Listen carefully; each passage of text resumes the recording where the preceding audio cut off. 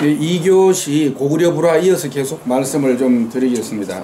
장천 1호묘에 대해서 말씀을 드렸는데, 이어서 아마 여러분들도 요즘은 춘무듬이라고 이야기하는데 무용총이죠. 무용총의 공양도랑 쌍용총 같은 행렬도 벽화가 우리 사찰 불화와 같은 어떤 그 도상적 특징을 보여주고 있습니다. 그러니까 이게 무용총에는 뭐 외국의 전도 스님들이 왕실 귀족들에게 크게 이렇게 환영을 받으면서 공양을 받는 그림이 그려져 있죠. 이런 형식의 그림은 우리가 그 삼국시대 고대 불교 벽화에는 사찰 벽화에서는 이와 같은 방식으로 일단 그려진 것으로 우리가 이야기가 되고 있습니다. 더군다나 가사를 수하고 석장을 짚고 있는 스님이 일반 신도 8명을 인도하면서 행진하는 모습이 쌍용총에는 그려져 있죠. 근데 이런 것들이 그 사원 사찰 우리 벽화에는 어떤 불전도, 초기 불교적 불전도 형식에 가까운 첫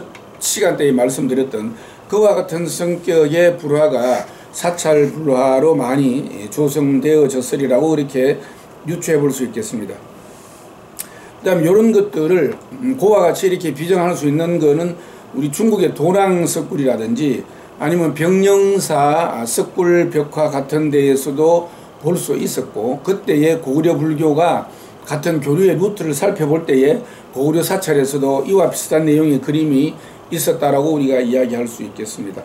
그 다음에 또 안악 사모분이나 연화총, 산연화총 등 벽화 고분에도 중요한 불교 도상인 연꽃 그림들이 많이 현재 남아있고, 당시 사원벽화의 연꽃 그림의 형식은 고구려의 고분에까지 두루 나타나고 있어서 혹은 망자들이 사후에 부처님의 극락세계에 태어나고자 하는 기원이 그 일반 이 사찰 벽화가 아닌 고분 벽화에 이렇게 나타나는 것이 고구려 불교 회화, 불교 미술의 한 단면이라고 하겠습니다.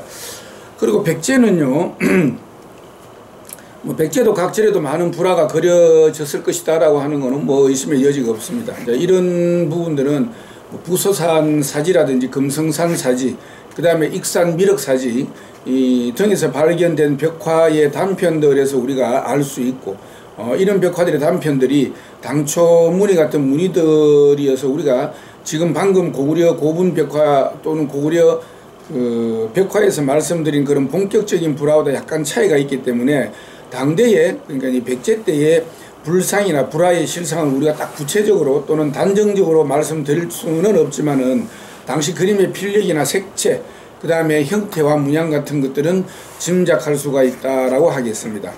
그 다음에 이제 우리가 신라는 고신라와 통일신라로 나누어서 말씀을 드려야 되는데, 고신라에 대해서는 실제로 크게 말씀드릴 게 없습니다. 왜냐하면 삼국 가운데 불교도 가장 늦게 전래가 되어졌고, 그 다음에 통일 후 통일신라에서 우리 정말 한국의 불교 미술이 석굴암 불상이나 또는 불국사 건립과 마찬가지로 보여지듯이 불교 건축, 그 다음에 불상, 그 다음에 불화, 불교 공예, 그 다음에 대리경 금강정령을 비롯한 중기밀교와 대성경전 초기밀교까지 전부 다 유입이 되고 꽃 피워졌기 때문에 통일신라에는 많은 이야기를 할 수 있겠습니다만은, 일단 고신라와 관련해서는 지금 현재 한 점도 남아있지는 않습니다. 그렇지만은 흥륜사라든지 황룡사 벽화 등에 그려진 사실들이 기록으로 또 남아있고, 당연히 또 이런 불교 벽화들은 많이 조성되어졌음은 분명하죠.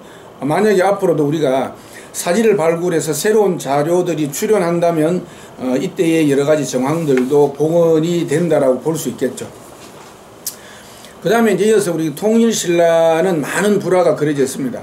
일현스님의 삼국유사에도 서가모니 불화, 미륵불화, 천수관음도, 11면 관음도, 제석천도, 53불도 등 이렇게 많은 불화가 그려졌다고 전해지고 있죠. 물론 이제 지금 그것들이 온전히 남아있지는 않습니다만은 백제에 그린 화엄경 변상도가 남아있어서 당시 불화의 일면을 알려주고 있고, 이것을 통해서 당시 이 중국과의 교류도 우리가 충분히 유추해 볼 수가 있습니다.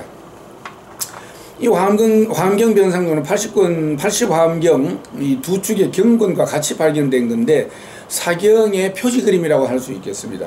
그래서 화엄경 1권부터 필사한 것이고, 또는 뭐 43권부터 50권까지 필사한 것으로 요 그림이 어느 축의 표지화로 그려졌는지까지는 지금 현재 아직은 밝혀지지 않았습니다만은 아마도 현재 이 약간 삭은 모양이나 이런 걸로 볼 때에 그 43에서 50권 표지화가 아니었나라고 이렇게 이제 유추를 하고 있는 상태입니다.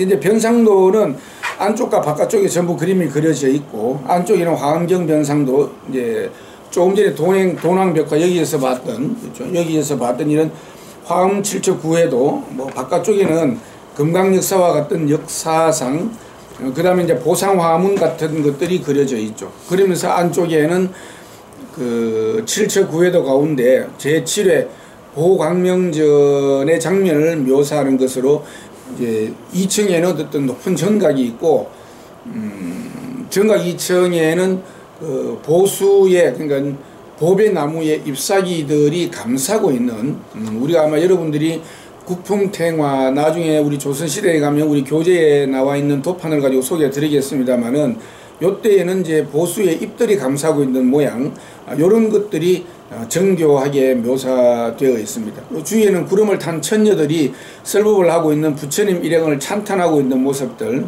그 다음에 설법 장면은 중앙에 사자자 위에 앉으신 부처님이 이제 보이고, 그 다음에 손 모양이나 팔의 장신구 같은 걸로 보아서 요거는 밀교계 비로자나 부처님으로 우리가 확인할 수 있습니다. 일반적으로는 보살형 비로자나불이라고 하는데, 보살형 비로자나불이라고 하는 것은 엄밀하게 사실은 맞지 않는 말입니다. 그거보다는 특히 미르교계 가운데 중기 미르교 양계 만다라 가운데 태장 만다라, 태장계 만다에는 이와 같이 우리가 일반적으로 이야기하는 보살형으로 그려지는데, 이런 경우는 그냥 우리가 밀교계 비로자나불이다라고 이렇게 이야기하는 것이 더 적절하다라고 이야기할 수 있겠습니다. 그리고 이렇게 그림에서는 중심선을 따라서 건물 배치하고, 그 선상에서 본尊인 비로자나 부처님, 그리고 또 왼쪽에는 보현보살, 그 다음에 오른쪽에는 지금 보살의 존상을 정확하게 확인할 수는 없습니다. 물론 이제 서가모니 불과 비로자나 부처님은 좌우 협시에 문수 보현을 그리기는 한데, 그거는 현재 일반적인 관례로 그렇게 하고 있다는 것이지, 이 도상이 정확하게 그렇다라고 이렇게 확정적으로 말씀드리기는 좀 이제 어렵습니다.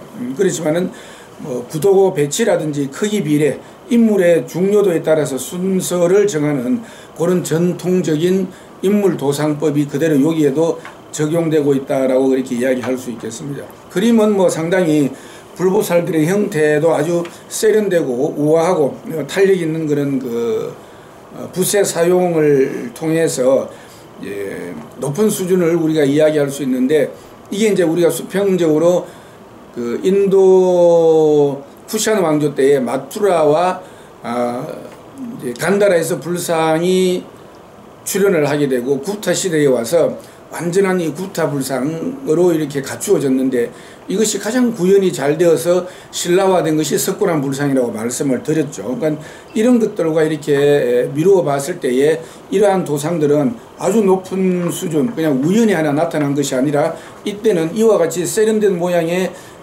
불화들이 그려지고 있었다라고 하는 것을 우리가 알 수가 있겠습니다. 그 다음에 뭐 건물의 세부선들, 인물의 얼굴 윤곽, 뭐 신체 세부의 선묘들은 모두가 다 그 우아하고 유려합니다. 요 그림을 제가 직접 요 그림은 사진을 보여드려도 여러분들이 화면상에 정확하게 잡아내기는 어렵습니다만은, 뭐 거기는 신라 화엄경 변상도라고 만약 여러분들이 네이버 같은 데에 치시면은 칼라로 많이 도판이 올라와 있어서 여러분들이 검색해서 한번 보시는 것도 좋을 것 같습니다. 그 다음에 변상도 바깥쪽에는 그 금강 역사상, 그 다음에 또 보상화문 같은 문양들, 이런 것들의 사실 양식이 잘 구사되어 있습니다. 그리고 신라 때는 당나라와의 교류가 아무리 길어도 20년 차를 넘어가지 않았습니다. 거의 적시에 되거나 또는 10년 정도 걸렸거나 길어도 20년을 넘지 않았기 때문에 이런 그 당대의 미술 양식과 거의 동시대적으로 공유하고 있었다라고 하는 것을 알 수 있을 것 같다라는 말씀을 드립니다.